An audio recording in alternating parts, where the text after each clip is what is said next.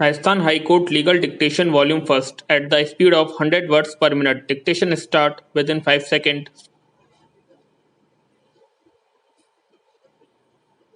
Start. This court, in a long line of cases, has given wider meaning to the word consent in the context of sexual offences as explained in various judicial dictionaries. A woman who is victim of sexual assault is not an accomplice to the crime. Her evidence cannot be tested with suspicion as that of an accomplice. Stop. As a matter of fact, that evidence of the prosecutrix is similar to the evidence of an injured complaint or witness.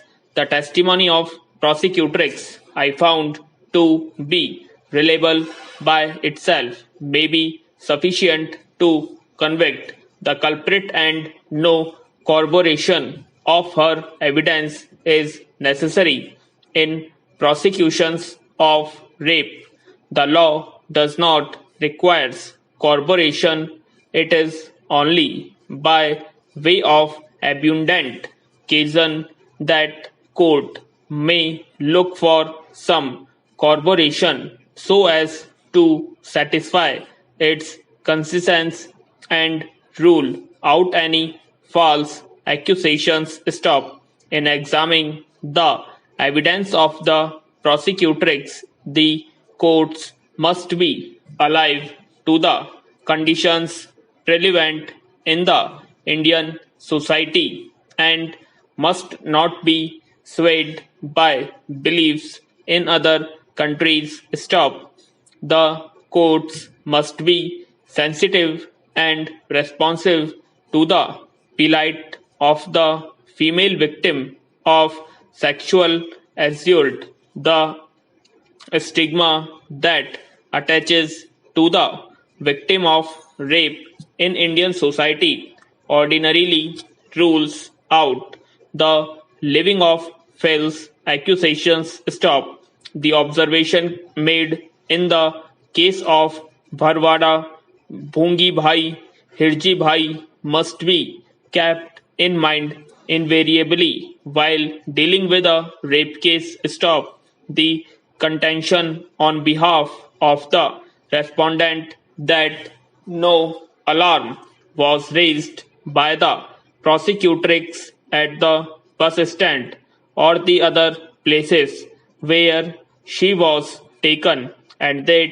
creates serious doubt about truthfulness of her evidence, overlooks the situation in which the prosecutrix was placed. She had been kidnapped by two adult males, one of them capital A1, wielded fire alarm and threatened her, and she was taken away from her village and kept with her wherever she asked capital A1 for return to her village. She was there, and her mouth was gauged. The absence of alarm by her at the public place cannot lead to an inference that she had willingly accompanied capital A1 and capital A2. The circumstances made her submissive victim, and that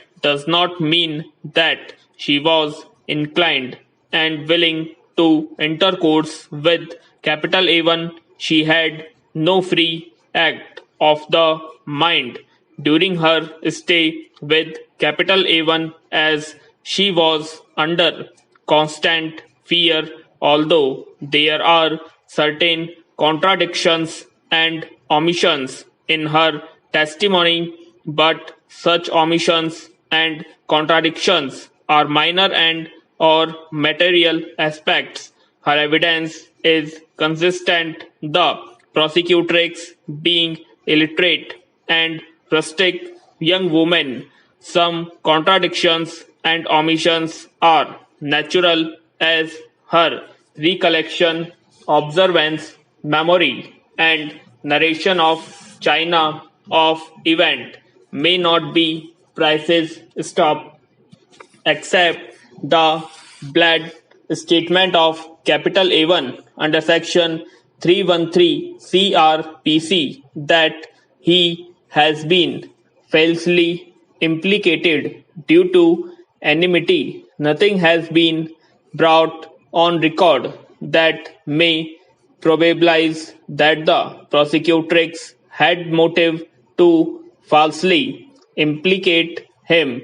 The circumstances even do not remotely suggest that the prosecutrix would put her reputation and chastely at stake for the reason stated by capital A1 under section 313 CRPC that a case was pending between A1 and 1SR. The evidence of the prosecutrix is reliable and has rightly been acted upon by the trial court, although the lady doctor PW5 did not find any injury on the external or internal part of body of the prosecutrix and opened that the prosecutrix was habitual to sexual intercourse, but that does not make the testimony of the prosecutrix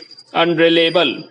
The fact of the matter is that the prosecutrix was recovered almost after 3 weeks. Obviously, the sign of forcible intercourse would not persist for that long period. It is wrong to assume that in all cases of intercourse with the woman against will or without consent, there would be some injury on the external or internal part of the victim. The prosecutrix has clearly disposed that she was not in a position to put up any struggle as she was taken away from her village by two adult male. The absence of injuries on the person of the help victim due to fear she did not and could not inform the neighbor where she was kept as regard the belated FIR suffice it to observe that PW1 he deposed that when he returned to his home in the evening from agricultural field, he was informed that his sister within bracket prosecutrix who had gone to A's herself had not returned. He searched for her and he was told by the two villagers that she was seen with the accused in the fields. Stop.